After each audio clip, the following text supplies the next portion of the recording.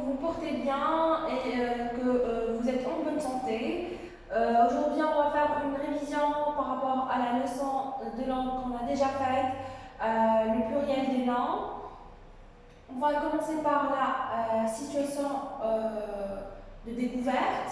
Vous avez sous les yeux deux séries de mots. La première série, un avion, le train, la hauteur, un hérisson, un hôpital. La deuxième série, des hôpitaux, les habits, les hiboux, des jeux, des voitures. Alors, que remarques-tu? D'après ce que vous voyez sous les yeux, qu'est-ce que vous pouvez remarquer et qu'est-ce que vous pouvez comprendre? La première question. Dans les séries suivantes, s'agit-il du genre ou du nombre? La deuxième question. Dans la série A, parle-t-on du pluriel ou du singulier? La troisième question. Dans la série B, tous les noms ont-ils la même orthographe? S'écrivent-ils de la même manière? Que marque-t-elle cette orthographe? Alors, je vous accorde quelques minutes pour réfléchir à cette situation, pour pouvoir lancer notre cours. Alors, les réponses. Dans les séries suivantes, il s'agit du nombre, bien évidemment, les enfants. Qu'est-ce que ça veut dire le nombre? Une ou plusieurs personnes. Le nombre, cela veut dire on compte les personnes. 1, 2, 3, 4, 5 personnes par exemple. Donc, la deuxième question. Dans la série A, on parle du singulier. Le singulier, c'est une seule personne, les enfants. D'accord? Dans la troisième question, dans la série B, tous les noms ne s'écrivent pas de la même manière. Bien évidemment, si vous avez remarqué qu'ils n'ont pas la même orthographe. Car il y a des noms qui se terminent par S et des noms qui se terminent par X. Cette orthographe marque le nombre pluriel. Qu'est-ce que ça veut dire le nombre pluriel? Cela veut dire qu'il y a beaucoup de personnes. À partir de 2 personnes et plus, les enfants. D'accord? Maintenant, on va faire un petit rappel par rapport aux déterminants. Qu'est-ce que ça veut dire un déterminant, les enfants? Un déterminant, c'est un mot, d'accord, qui définit, entre autres, le nom, d'accord? On reconnaît, bien évidemment, le déterminant féminin singulier. La, une. Le déterminant masculin singulier. Le, un. Les déterminants pluriels, les et des. Une petite remarque par rapport à L', les enfants. L' est le résultat de la contraction de 2 voyelles. Exemple, on a l'agneau. À l'origine, l'agneau s'écrit le agneau.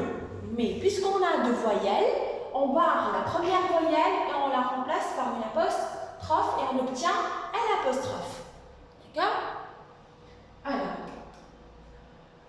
on va voir le pluriel en S. Pour former le pluriel de la plupart des noms, on ajoute S. Exemple, des jours, des crayons, des fumées, des rues. Le pluriel en X. Pour les noms en AU, EAU, EU, on ajoute X. Exemple, des tuyaux, des bateaux, des cheveux. Attention, pneus, bleu et landau prennent un S au pluriel. Méfiez-vous les enfants. Les noms en OU. Seuls 7 noms en OU prennent un X au pluriel. Des bijoux, des cailloux, des choux, des genoux, des hiboux, des joujoux, des poux.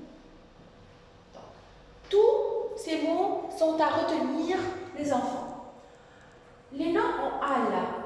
Certains noms en AL, ainsi que quelques noms en AIL, ont un pluriel en AU X. Exemple, des journaux, des signaux, des travaux, des vitraux. Maintenant, on passe aux exercices. Exercice 1, écris les noms au pluriel. Donc, un animal, qu'est-ce que ça devient au pluriel? La feuille, qu'est-ce que ça devient au pluriel? Un policier, qu'est-ce que ça donne au pluriel? Un éléphanteau, qu'est-ce que ça donne au pluriel? Un piéton, c'est idem. Comment on peut la transformer au pluriel? Un sifflet, comment on l'écrit au pluriel? Et la rue, vous avez transformé tous les mots que vous avez sous les yeux au pluriel. Je vous accorde quelques minutes pour le faire et veillez à ce que vous fassiez tous les exercices avec une certaine sérieuxité et que vous preniez tous les exercices au sérieux et que vous vous concentriez. S'il vous plaît les enfants. Le deuxième exercice. Mets les mots au pluriel. S ou X? On va voir. Des pompiers. Est-ce que ça va prendre un S ou un X? Des oiseaux, pardon. Ça va prendre S ou X? Les chambres à coucher. Les pinceaux. Des balançoires. Les piscines. Mets les mots au singulier. Des araignées. Là, vous allez, dans cet exercice, dans le troisième exercice, vous allez mettre, contrairement au premier exercice, les mots au singulier et non pas au pluriel. Cela veut dire que vous allez barrer la marque du pluriel.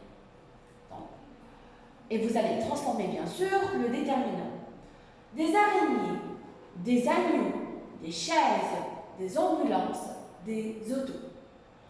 J'espère que vous avez bien assimilé tout le contenu de la leçon. Portez-vous bien, veillez à votre santé les enfants, concentrez-vous, révisez bien et à la séance prochaine. Au revoir.